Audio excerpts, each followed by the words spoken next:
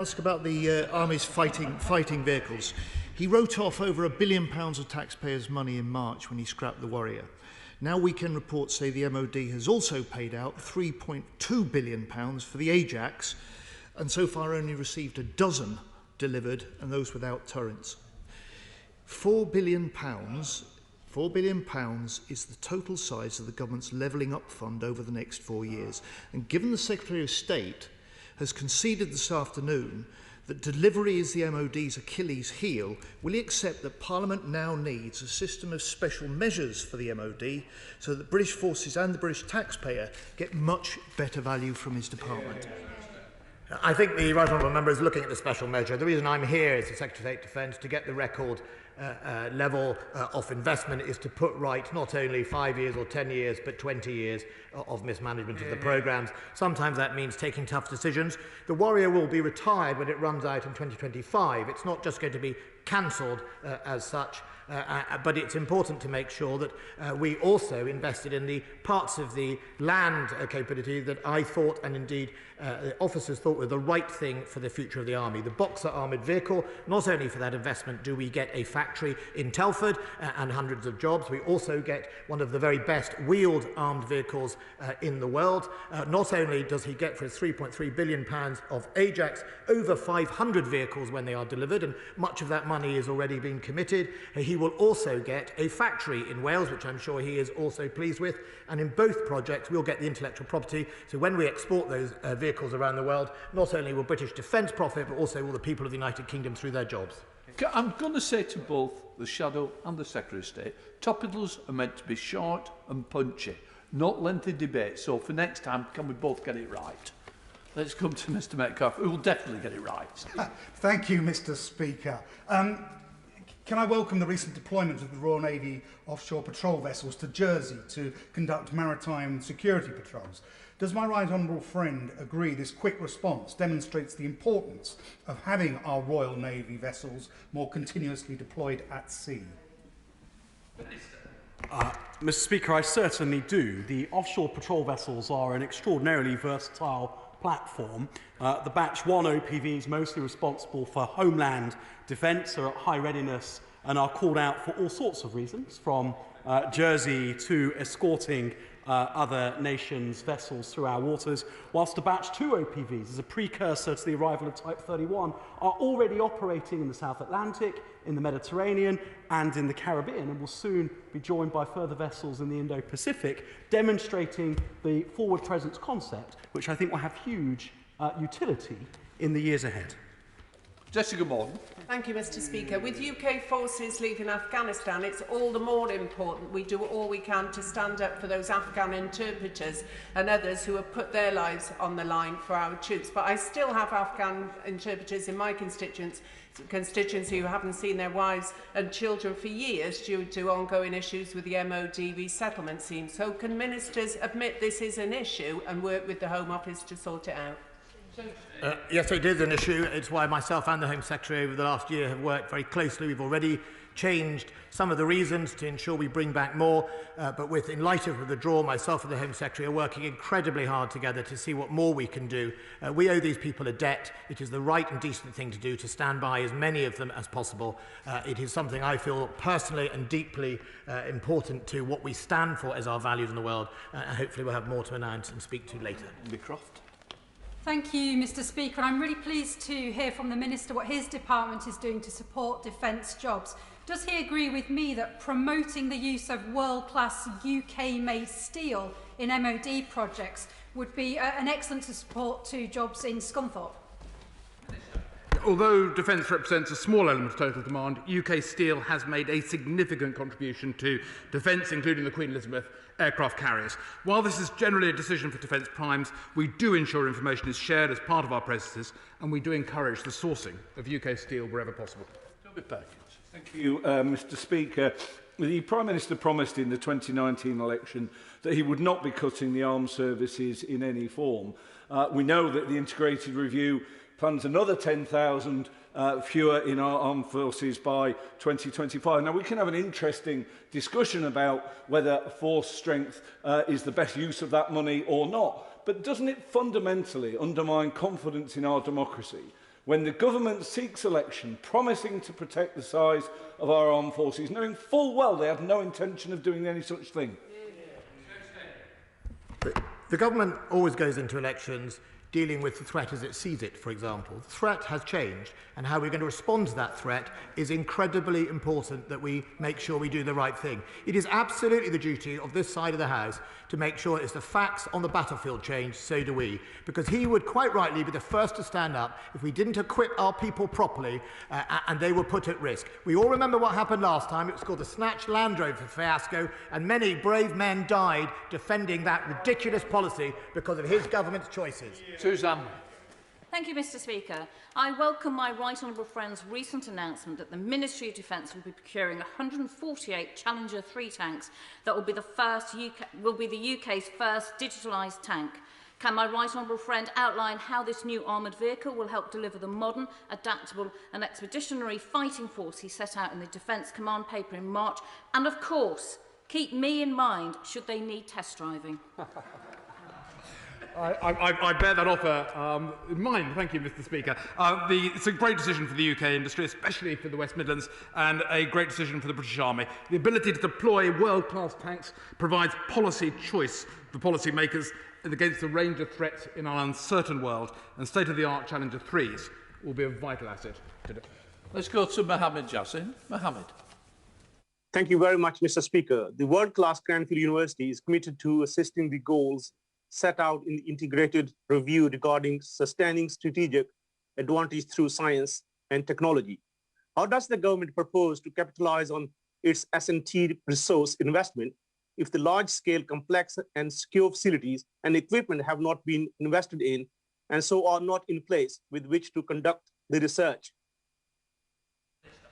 I'm not certain if I'd agree with the premise of the question, Mr. Speaker. We are, as the Honourable Gentleman, I agree with the Honourable Gentleman, it's incredibly important. We will be investing over £6.6 billion into research and development over the next 4 years. We have, through the frontline commands and through defence science and technology, extensive contacts with our universities. They work with us closely.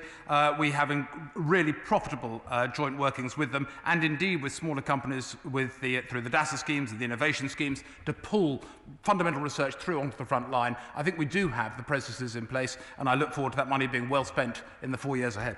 Thank you, Speaker. Over the last year or so, my office has been inundated with concerns from residents about low-flying military aircraft all over North Norfolk. Let me be the first person to understand we need military training to keep us safe.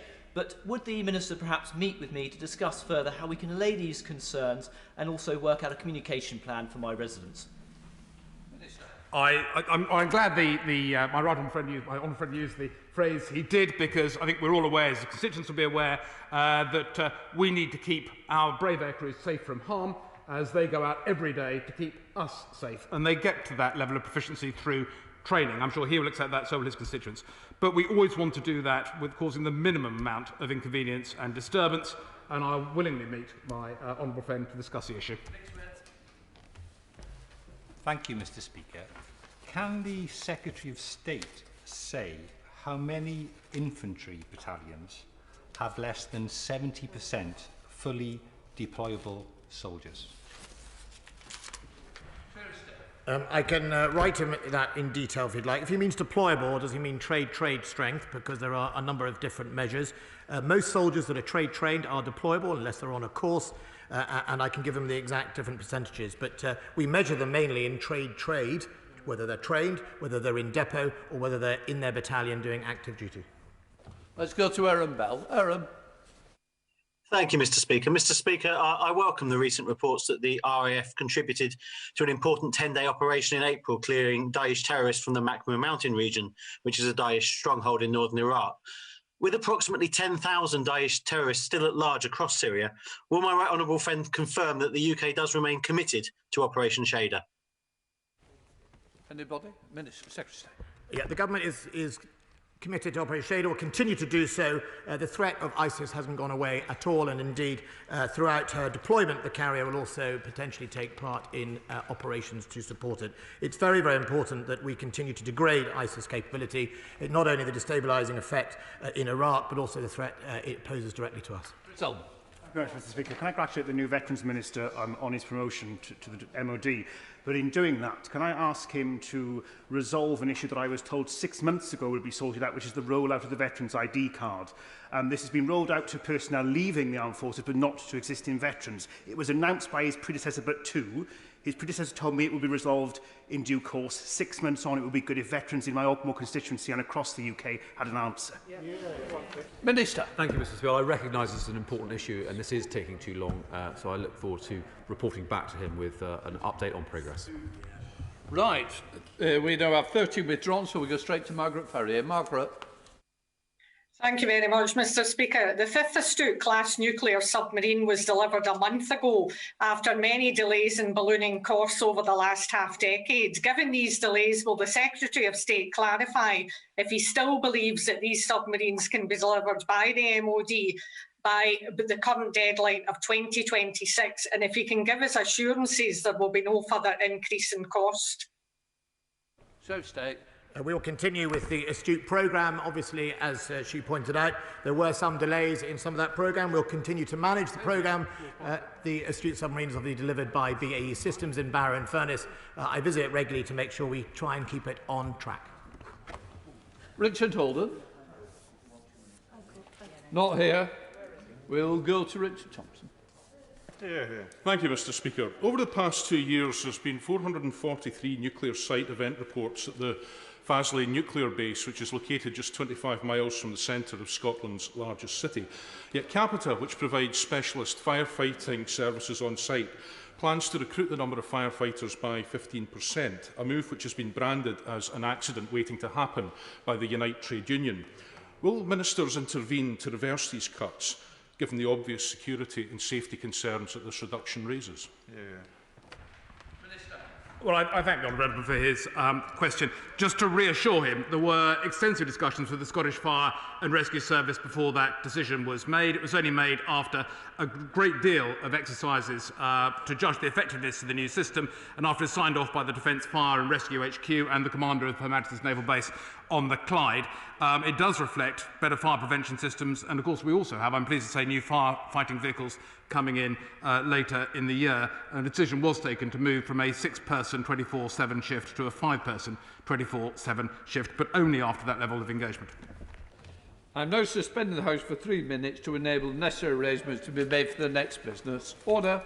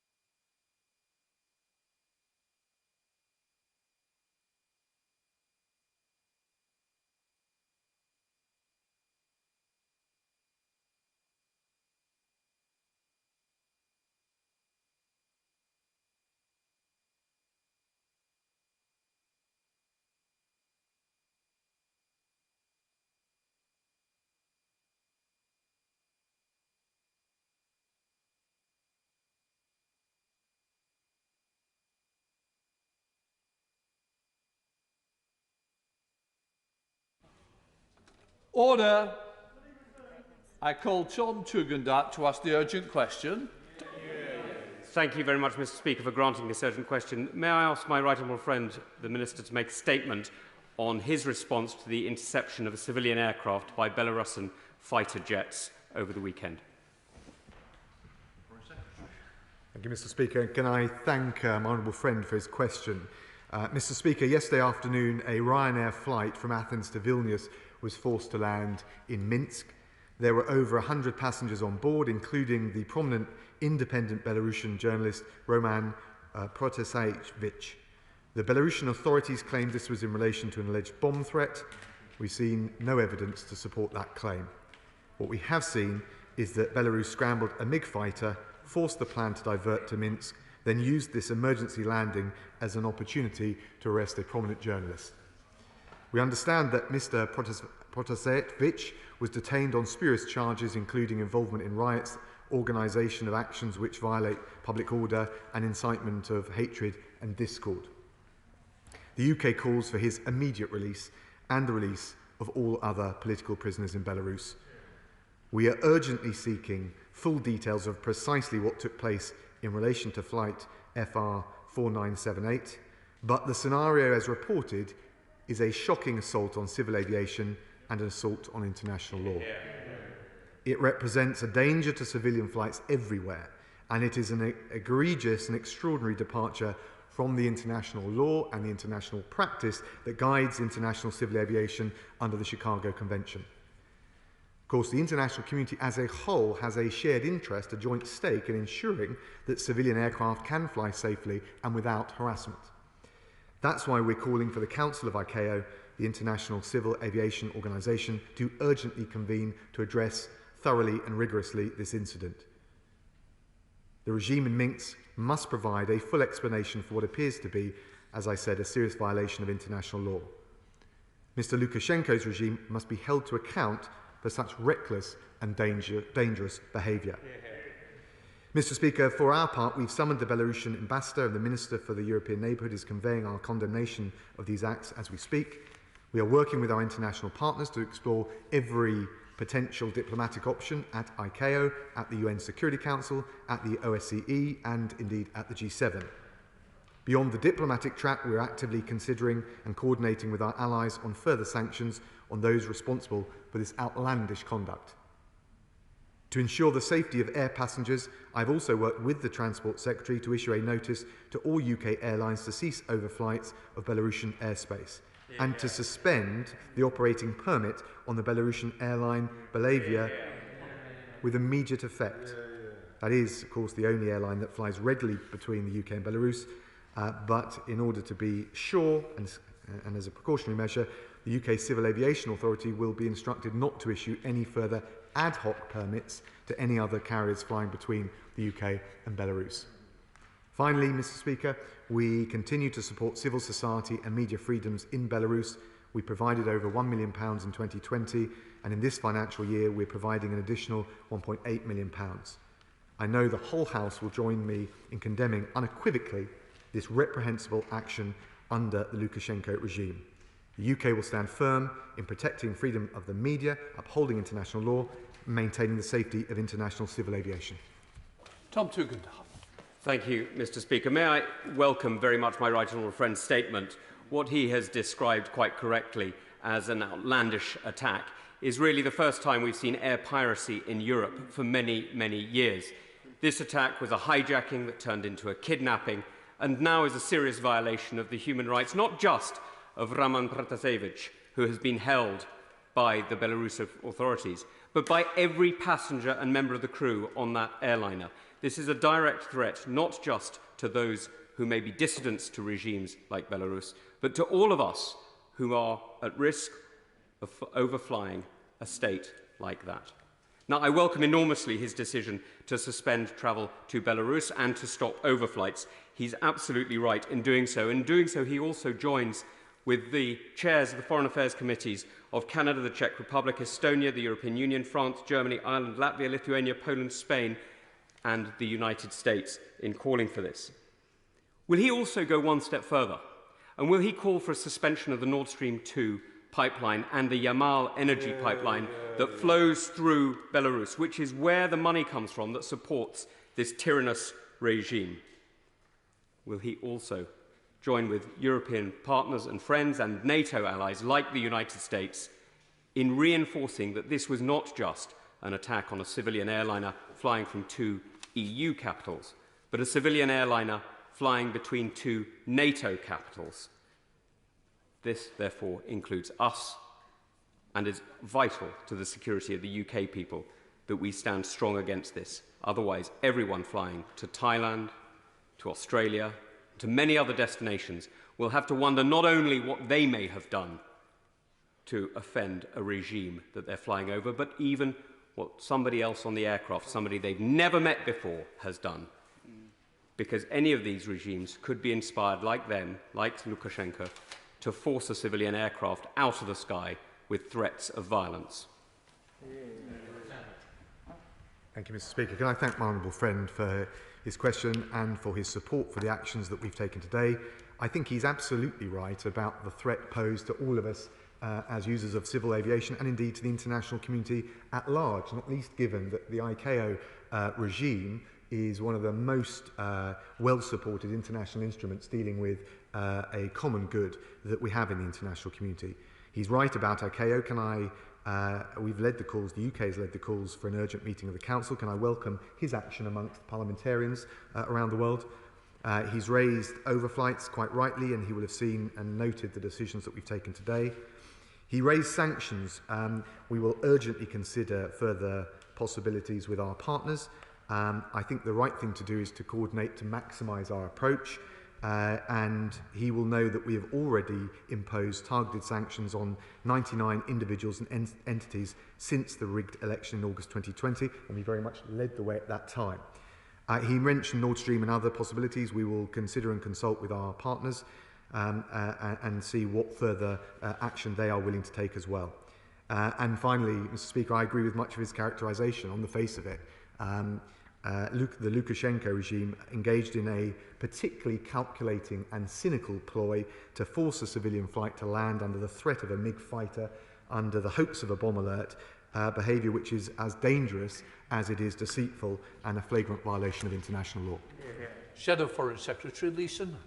Thank you, Mr. Speaker. After yesterday's act of modern piracy, it is clear that Lukashenko must now be recognised as an international threat, a danger not just to his own people, but to the citizens of other countries. For a state to hijack a civilian airliner flying between 2 NATO allies in order to arrest a journalist is an assault on the freedoms of the air and on freedom of speech. Unless the consequences are swift, robust and coordinated, it will create an extraordinarily dangerous precedent that will put journalists, dissidents and activists from the UK or anywhere else at risk every time they board a plane.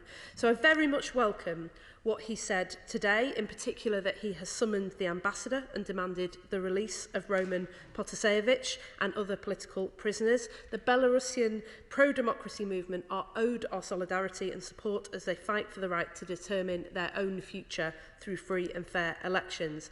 And I was pleased to hear his response to the honourable member when he asked about working with allies in NATO and the EU and through ICAO to ban flights through Belarusian airspace and to suspend Belarus from ICAO, in particular to block Belarus and from operating in and out of the UK and to suspend direct flights.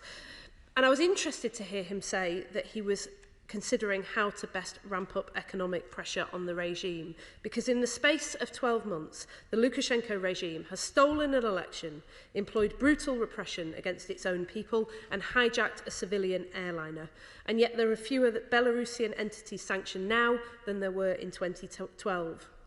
So will he now bring forward sanctions against state-owned enterprises, some of which continue to have UK subsidiaries like BNK UK? What steps will he take to stop the Belarusian government using the London Stock Exchange to raise finance and sustain Lukashenko's grip on power? Will he ensure the UK is no longer a soft touch for corrupt elites from Belarus or elsewhere seeking to store their funds and assets, and consider a targeted sanctions against individuals like Mikhail Gutsereviev? And finally, given the apparent presence of Belarusian KGB agents on the flight, can he tell us what assessment he's made of the threat to Belarusians in exile and what can be done to disrupt any Belarusian agents who may be operating in the UK, Europe and in NATO allied countries? Mr Speaker, some of these things are easy, others are much more difficult, but all of them are necessary to stand up for our values and to defend our national interest. And if he chooses to take a stand on this matter, he can count on our support. Thank you, Mr Speaker. Can I thank the Honourable Lady for her support and for the measures that we've taken today, which she welcomed. I do think it's important on issues like this, as far as possible, subject to all the scrutiny and the accountability and the challenge that's expected, that we show a united front in the face of appalling acts by appalling regimes, of which the Lukashenko regime is one. And I agree with her characterisation, as I did with my honourable friend. The Lukashenko regime has done something here which doesn't just threaten its own people, but attacks a common good, most notably endangering a key tenet of the international system on civil aviation. That is a threat that accrues to us all, and we must stand up and uphold it. She mentioned sanctions. I'm not sure her numbers were quite right, but just for clarity, we've sanctioned 99 individuals and entities. That is a mix of those sanctioned under the country-specific sanctions regime, but also the extra individuals that we sanctioned as a result of the global human rights regime that I introduced. On top of that, in relation to corruption, she would of course know that we've extended the Magnitsky sanctions regime to cover corruption and embezzlement and improprieties of that nature. She mentioned a couple of names. She'll understand that we're evidence-based, but I would encourage her, if she's got evidence or she thinks that there are individuals who should be designated, to let us have that information.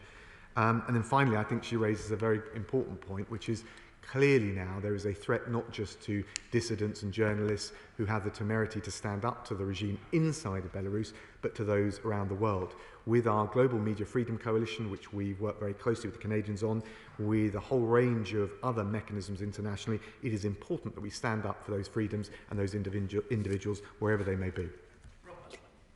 Mr Speaker, the outrageous kidnapping of Mr Protasevich has rightly received unqualified condemnation from across this House, but it is just the most recent in a despicably long list of opposition politicians and journalists who've been arrested or disappeared as part of Alexander Lukashenko's latest appalling crackdown on legitimate opposition. So can my right honourable friend tell the House what action he and the government are taking to strive to secure the release of all political prisoners in Belarus? Can I thank my honourable friend, and I know, obviously because of his background, how particularly personal it is when he sees journalists arrested, detained or otherwise mistreated around the world. I agree with much of what he suggested, as I made clear in my opening answer. We're supporting civil society in Belarus, including the millions of pounds that we're pouring in to support civil society and journalists. We have called for the release of all political prisoners. We've done that from day one. We did it when we first triggered as well, of course, the Moscow mechanism as part of the OSCE, and we continue to engage with leading democratic figures, including Mrs. Tikhanovskaya, and we shall continue to do so. Alan Smith, SNP spokesperson. Thank you, Mr Speaker. I'd warmly congratulate the Chair of the Foreign Affairs Committee bringing this urgent issue to the House today, and I'd very warmly welcome the Foreign Secretary's announcements about the overfly and flights of Belavia. There's a clear breach of Article 3 and 4 of the Chicago Convention, but it's almost unimaginable that we've seen over the weekend a state hijacking of a civilian aircraft going between two EU and NATO capitals. This cannot stand, and we must work with our international allies on this. The Foreign Secretary will be aware that the European Council is meeting this evening. Can he commit now to engage with that, as he has said, but also to mirror the response when it's agreed, and obviously that hasn't happened yet. But to go a bit further in terms of expressing solidarity, but actually giving practical aid to Belarusian activists, journalists and agitators, making asylum easier to claim within the UK for these brave individuals. And can I ask also what assessment his department has made of Russian involvement in this action? And it seems unforeseeable that this could have just been a unilateral act by Minsk. There was surely some Russian involvement, and would he have consequences for the Russian state as well as the Belarusian state? when things are decided. Thank you, Mr. Speaker. And I thank the honourable gentleman, thank him for his support for the statement, thank him for his support for the measures. He referred to breaches of the Chicago Convention. I agree with him, they are striking and shocking. He also referred to what coordination, or asked what coordination we were engaged in with our EU partners. I think this is a very good example of where we, of course, notwithstanding departure from the EU, will, of course, on key foreign policy issues, want to coordinate very carefully with them. We've done that before. In fact, he'll recall that after the rigged election, we led the way, but coordinated very closely with our European partners when we imposed Magnitsky sanctions. Finally, he asked about Russian involvement. We don't have any clear details on that, and I'll be careful what I say at this point, but as he says, it's very difficult to believe that this kind of action could have been taken without at least the acquiescence of the authorities in Moscow, but as I say, it is unclear as yet. We're going to Maria Miller. Maria. And can I welcome my right honourable friend's statement, because the events yesterday were, as others have said, effectively state hijacking of a commercial passenger plane. But this is just another episode in Lukashenko's campaign to silence opposition to his regime, both within and beyond the Belarusian borders. There's no room for this type of behaviour anywhere in the world, let alone in Europe. My right honourable friend has set out the immediate action he is taking, but what is he doing to support a peaceful transition to a democratically elected head of state in Belarus? And when will he be meeting Svetlana Tikhanovsky, the opposition leader in Belarus? Foreign Secretary. Can I thank my right honourable friend and commend her on raising this so tenaciously as she always does. I've had positive discussion with opposition leader Svetlana Tikhanovskaya. I spoke to her in February. The European Minister has also spoken to her previously. We will continue that engagement. It's very important. We make the case for free and fair elections as soon as possible according to international standards. We certainly support, as we did at the outset, not just the Moscow mechanism, but the implementation of the recommendations from Professor Benedek on the need for elections and his findings in relation to human rights abuses. Of course, my right honourable friend asked the key question, which is how we can go from sanctions, supporting civil society, to actually encouraging some form of democratic transition. I have to say to her that the Lukashenko regime looks very dug in. It has the protective umbrella from Moscow, and I think that what we saw over the weekend was a symptom of that and a sign of that. I think it's incumbent on the international community to keep up the very robust pressure as far as we can, increase it wherever we can, and also to use every mechanism at our disposal. And I think the key difference here from what we've seen previously is that the actions of the Lukashenko regime are not just targeted at their own people, they're attacking an international common good reflected in the Chicago Convention. That gives us at least the ability with our allies to work to apply pressure in that forum. We'll continue to do that. Let's go to Tony Lloyd. Tony. Thank you, Mr. Speaker. The fact that the Lukashenko regime operates with a belief in impunity is not surprising. We know this, but this state piracy is most definitely a new step, and one that does require a response that is seen to be proportionate. In that context, can the Foreign Secretary return to this question of the use by the Belarus state through its subsidiary companies operating in the United Kingdom as to whether we can apply pressure on those to prevent the state having access to resources that come through this country of ours? And in doing so, can we coordinate with our European Union allies? Because this is something that the Belarusian opposition most certainly have wanted to see. Tough action, but tough action against a leader who's lost all sense of credibility and legitimacy. Can I say I totally agree with the instincts of the honourable gentleman. I'm not sure that it's correct that there are businesses taking advantage of it, but what I can reassure him is that we will look very carefully amidst the panoply of measures that we now consider as to see what further pressure we can apply, and that would include any further tightening of restrictions on access to the UK or other financial markets with which we see passing through London.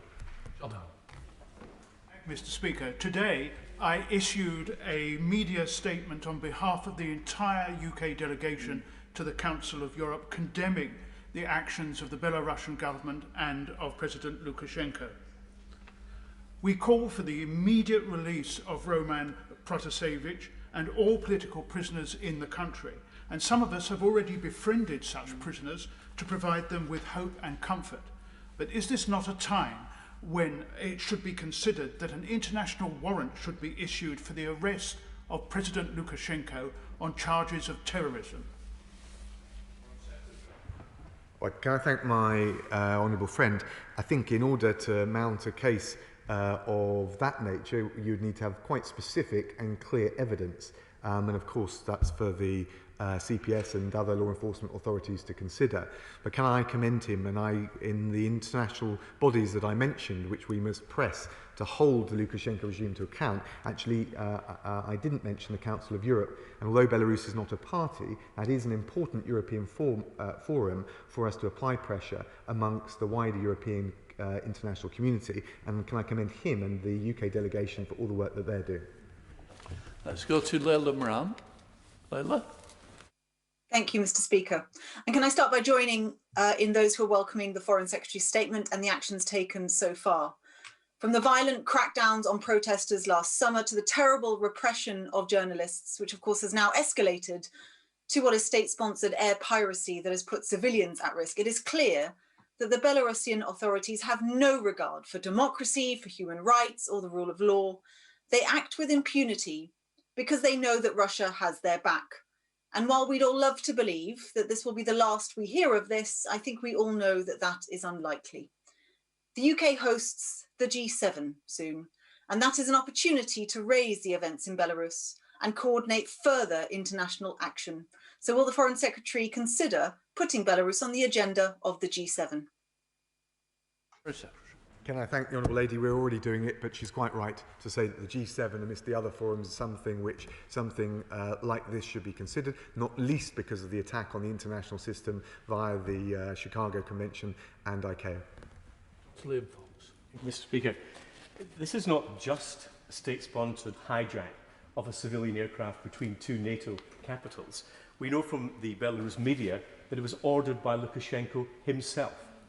This is an international crime that requires the strongest response, and while I welcome stopping of overflight and a UK lead on this, increasingly both Belarus and Russia don't care what the international community thinks. Therefore, all our allies need to act in synchrony, including some of the weakest links, or tyrannies all over the world will see that air passengers are increasingly put at risk. I thank my right honourable friend. I agree with his instincts, and in particular I was in Estonia and then Oslo recently, precisely because of the importance amongst our Nordic and Baltic partners, key NATO allies, of strengthening and reinforcing the stance that they take, both in relation to Russia, but also the emanation of those threats that we've seen in Ukraine and now in Belarus. Christian Matheson. Speaker, I welcome the statement on what was clearly an act of piracy by an illegitimate government that puts it firmly in the rogue nations bracket. But does the Foreign Secretary share my concern that this now becomes a tactic of these rogue nations that may, unless there is a firm response, use again? And no aircrew could possibly ignore a threat of a bomb or some other threat to the aircraft and would have to divert to the nearest airfield. So it's putting not just this flight at risk, but potentially many more flights at risk and the safety of their passengers, unless we can come down much harder on the perpetrators. Can I thank the honourable gentleman? He's absolutely right. That's why we've taken the actions that we need to take in relation to flights to and from the United Kingdom. That's why we've called for an urgent meeting of the ICAO Council in order to address these issues in the most appropriate forum. But let's face it, this also represents a threat to international security, and that's again why we have raised it in the United Nations Security Council. Andrew? Thank you, Mr. Speaker. Can I welcome the statement given by the Foreign Secretary? Can I also thank the honourable member from Henley for the excellent work he's showing in the Council of Europe?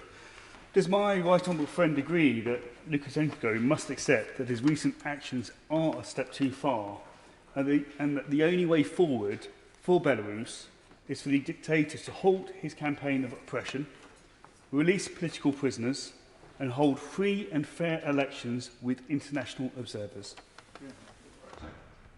My honourable friend is absolutely right. I agree with that list.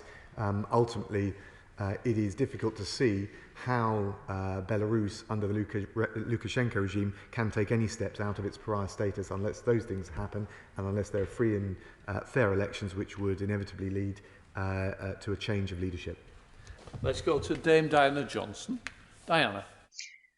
Thank you, Mr. Speaker. The European Federation of Journalists has called this kidnapping from a civilian airline an act of air piracy and state terrorism, and it's difficult to disagree.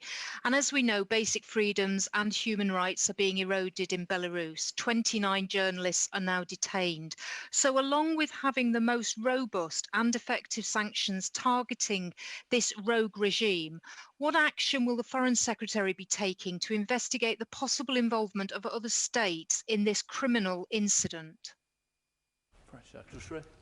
Well, the Honourable Lady is absolutely right that sanctions are part of the strategic approach, but not the only aspect that we need to look at. We will, of course, look very carefully at the involvement of anyone else, although gleaning evidential standards of information, I think, is often very difficult. What we are doing is, as I mentioned before, supporting civil society in Belarus, the additional 1.5 million programme support over the next 2 years. In March of this year, we allocated a further almost £2 million worth of support for the media in Belarus. We need to use every lever at our disposal, not just to put pressure on the regime, but also to try and glean some of those answers, the answers to some of those questions that she rightly raises. Dr. Julian Lewis. May I underline what the Chairman of the Foreign Affairs Select Committee said about the dangers of the Nord Stream 2 pipeline in this context? Now, when adopting this aerial adaptation from the Putin playbook of how to deal with dissidents, Lukashenko clearly was expecting an outcry. But already we're hearing suggestions that we mustn't be too harsh against Belarus, because otherwise we'll be driving him further into the Russian embrace. Will he ensure that no such argument of appeasement will be accepted by him and his fellow ministers?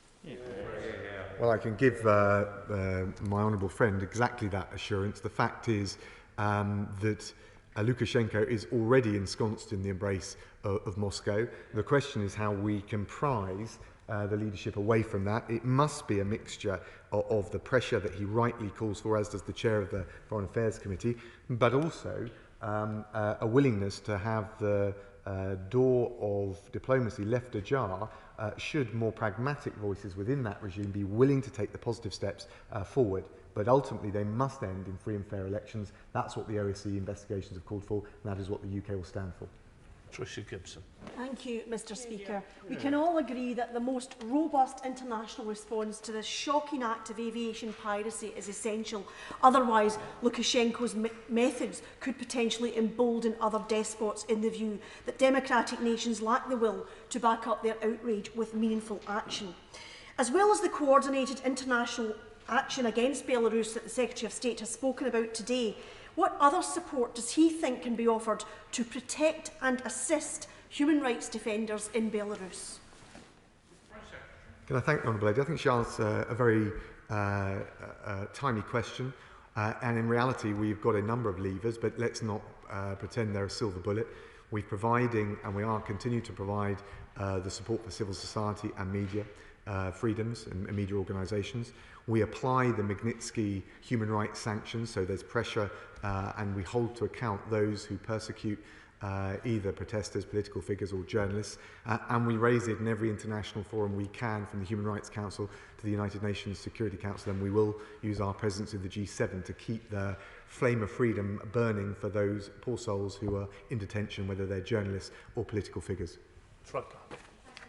I want to congratulate my constituency neighbour and the Chair of the Foreign Affairs Select Committee for securing this urgent debate, and welcome the Foreign Secretary's very swift statements how to respond to this hijacking. But I want to push the Foreign Secretary a little bit further. I am anxious that the tactics used recently will encourage other curious countries, and what confidence can the Foreign Secretary give to journalists, activists or other individuals who are sanctioned for spurious reasons in case their lives may now be at threat? What work can be done to strengthen Western allies to ensure that their safety is met? And with your indulgence, Mr. Speaker, piracy has been mentioned a few times, and as the previous Maritime Minister, I can't let this point go.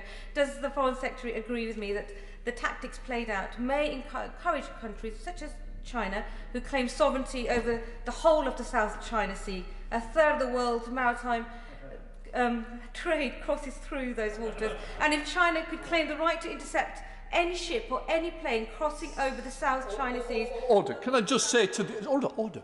To the Honourable Lady. I allowed a little latitude, but I think it's a bit much to take complete control of the debate. We do want short questions. Foreign Secretary. Thank you, Mr. Speaker. Can I thank my honourable friend? I think she's understandably worried about the wider international implications of this. What I can tell her is that one of the things we discussed at the G7 meeting of foreign ministers is the importance of not just addressing country by country these issues, but the thematic protection of the international order. So I've already mentioned the Coalition for Media Freedom. On top of that, we were discussing support for the other Canadian-inspired initiative to counter arbitrary detention of nationals or indeed dual nationals abroad. I'm thinking in relation to Iran, but more generally. And on top of that, she will know that, and I hope the House will know, but if not, that in March we launched the International Accountability Platform on Belarus to collect, verify and store evidence of human rights violations. That initiative was led by Britain, Denmark and Germany. We've got 20 states in total supporting it. We've provided money towards it, and that allows us to gather the evidence, not just to call out these abuses, but as some have mentioned, to pave the way with evidence for prosecutions when that is feasible in due course. Mr. Speaker, does the Foreign Secretary recognise the criticism by many in the Belarusian diaspora that the response to last year's stolen elections was too soft? And will he get tough by imposing sanctions on Belarusian individuals and companies, including the UK arm of the state oil company, BNK UK Limited? Can I thank her? And I think we all want to stand up for the same issue. I have to say, having spoken to a range of the key figures, that's not the feedback we've had. In terms of the UK response, at least, we engaged very swiftly, well before the EU, in fact. After the rigged election, we imposed sanctions on 99 individuals in total, if you include the Belarusian regime, but also the Magnitsky sanctions we imposed. But I take her broader point. We need to, I mean, it's not a question of tit for tat, it's just a question of making sure we exercise every potential due diligence to stand up and hold to account those violating these human rights, and I think, which was her point, making sure that we seal every crack so that there is no possibility of those businesses linked to the regime making money in this country. There's no doubt that Belarus is now a rogue state, and Lukashenko should, I mean, he's a criminal, and I hope that he will spend many years eventually in prison. I want to celebrate the phenomenal courage of the politicians, the activists, the ordinary members of the public, and of course the journalists who've shown something that none of us would ever even dream of having to make those kind of sacrifices in the UK. But I have a terrible fear that every time we discuss these authoritarian regimes and we issue another statement, we're basically throwing another snowball in a river. When are we actually going to take serious measures to make sure that these things do not go unpunished? Well, can I thank the honourable gentleman? I've campaigned on these issues with him for many years, and he's always a very eloquent, powerful and tenacious, articulate advocate. I wasn't quite sure the action that we could take, that he thought we should take, but I'm open to all suggestions in a spirit of openness, and we need to marshal all of our resources. One of the issues which I haven't mentioned, and so with permission, Mr. Speaker, is that we're also one of the largest shareholders in the European Bank of Reconstruction and Development. So just for completeness, we fully support their announcement that it will no longer support Belarusian sovereign funds. So I do accept the argument that we need to look at every possible lever, but as I think he's alluding to and implying, this is not easy when you have a regime as dug in as the Lukashenko regime so clearly is. Christian White. Thank you, Mr. Speaker. I wish to thank my honourable friend for securing this urgent question today, and the Foreign Secretary for his statement on this very serious attack on civil liberties and the free press. I welcome the sanctions already placed on the illegitimate Belarusian regime through the government's newly established global human rights scheme. Does my right honourable friend agree with me that standing up for our values with sanctions on human rights abusers like Lukashenko must be a key part of global Britain's new foreign policy approach? Can I thank my honourable friend? I think not only should it be, it is, as set out in the integrated review. We stand up for our values, the values of open trade, of open societies, including human rights and democracy, and that means holding to account those who perpetrate these violations, standing up and keeping the flame of freedom alive for those poor souls who are languishing in jails, whether it's in Belarus or elsewhere around the world. Samuel Wilson. Mr. Speaker, there's no doubt that this was an act of air piracy designed to abduct a critic of this tyrannical regime, and there's also no doubt that the regime has been emboldened by the law-breaking exercises across the world of the Russian regime. And I think it is important that the Minister does take every action with every possible body, whether it's the EU, the G7, financial institutions, private investors, anyone who can hurt this regime, to send a message out to them and to any who would seek to copy them, that this behaviour will not be tolerated and there will be financial, personal and political consequences. Thank you, Mr. Speaker. I share the honourable gentleman's disgust and outrage. The Lukashenko regime is slipping further and further into pariah status. We will take every measure we can, whether it's at a diplomatic level, whether it's sanctions or more broadly, in order to stand up for the values, particularly freedom of civil aviation, stand up for the values of human rights, but also crucially to send a message around the world to others that this kind of behaviour will not be tolerated. Let's go to Damien Collins. Damien. Thank you, Mr. Kidnapping of Roman Protasevich is the worst example of what's been a systematic campaign by the Belarusian government against journalists. Last year, there were 480 detentions of journalists who spent more than 1,200 days behind bars, including at least 62 cases of physical violence against them. So my right honourable friend agree with me that we need to send a strong message to Belarus and other oppressive regimes that this is an attack on democracy and legitimate free speech that won't be tolerated. Totally agree with my right honourable friend. We raised this precisely with this kind of systematic attack at the G7, and we will continue to do so. I say the G7 Foreign Ministers meeting, and we will continue to do so. Let's go to Marion Fellows. Marion. Speaker, while we have a long-standing position of challenging the results of Lukashenko's fraudulent election win last year, we have to be honest and say that this represents a departure from these entrenched disagreements and represents a direct attack on the citizens of our EU allies and on international law. Given that plain reality, it's right that sanctions up to and including the freezing of Belarusian state funds are effected. But what new measures will the government consider for granting asylum to those suppressed by the Lukashenko regime? Can I thank the honourable lady? And asylum has been raised already. I have to say, I think that the asylum regime, the criteria reflective of international law, are fit for purpose, and the evidence of the regime's despicable actions mean that that those who want to apply for asylum in this country are able to do so and will get the fair hearing and the due process that our system allows. Thank you, Mr. Speaker. And the Foreign Secretary is quite right to call for the International Civil Aviation Organisation to take action. Given that its aims are to sit at the centre of a system of safety and security standards for its 193 members, and that Belarus is a member, will he call for ICAO to look at the continued membership of Belarus of such an esteemed international organisation?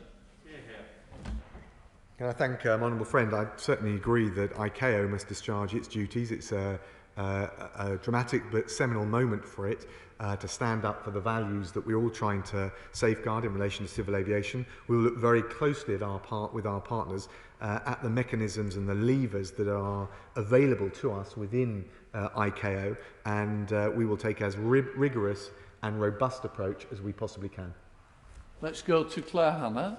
Claire.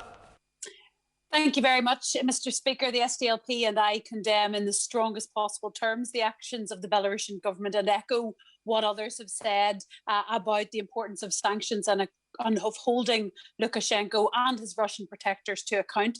This is the latest attack in recent years on journalistic freedom, including the horrific murder of Jamal Khashoggi and the imprisonment on entirely trumped-up charges of Nazarene Zaghari Ratcliffe, and closer to home, intimidation of journalists here in Northern Ireland by paramilitaries.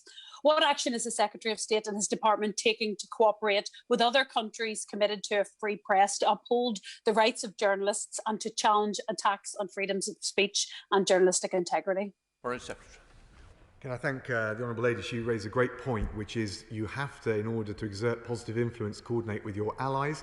So we need to broaden the group of like-minded countries willing to take that action. I think she can see the evidence of the initiatives that we're engaged in, both the Media Freedom Coalition, which is advising states on how to strengthen their legislation to protect journalists, but also we give particular financial support to those journalists who do find themselves detained. And more broadly, one of the things we discussed at the most recent G7 Foreign Ministers meeting was the arbitrary detention mechanism, which is effectively saying that when one or other of us, part of that mechanism, find one of our nationals, or it could be a dual national, arbitrarily detained, we all démarche, we all take action in order to try and secure their release. Mr. Speaker, Western flights continue to transit over this unpredictable airspace. I hope the Foreign Secretary will make it clear that this does need to stop. But for a European state to fake a terrorist threat shows how our international standards are being challenged. And other authoritarian states will be watching how the West responds, how resolute we are, how unified we are in our response. He listed a whole bunch of international organizations which no doubt will condemn what's happened. But will it affect Belarus's behavior? Will it change Lukashenko's attitude? We need to make sure that we think bigger picture and recognize that a quarter of Belarus's trade looks towards the West.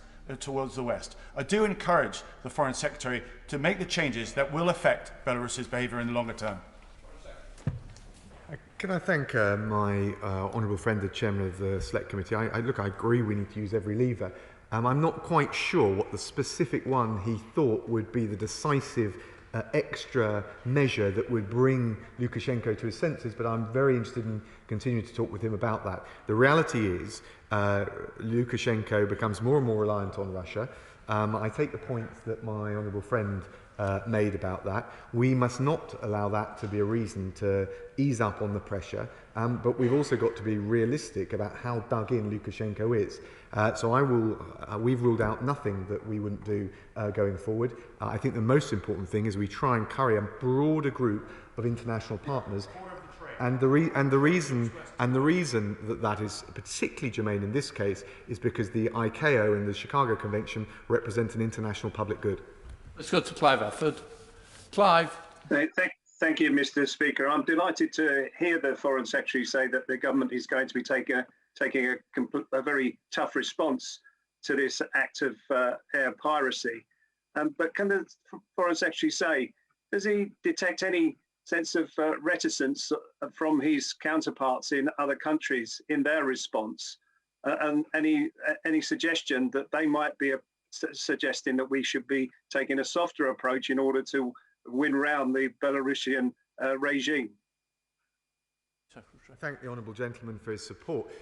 Look, there'll always be different views across the European family, and I'd be a bit reluctant about advertising that to Minsk or to Moscow for obvious reasons. What I would say is we are in the business of supporting some of the most vulnerable of our European partners, and that's why I was out in Estonia to talk to the Baltic 3, and I went to Oslo to talk to the Nordic 5, and I've invited all of them back to the UK to host at Chevening, because I think this support that we provide to that periphery of the European neighbourhood is absolutely crucial to supporting fellow NATO allies, European allies, but also the message we send not just in Minsk, not just in Moscow, but around the world, as honourable members have said.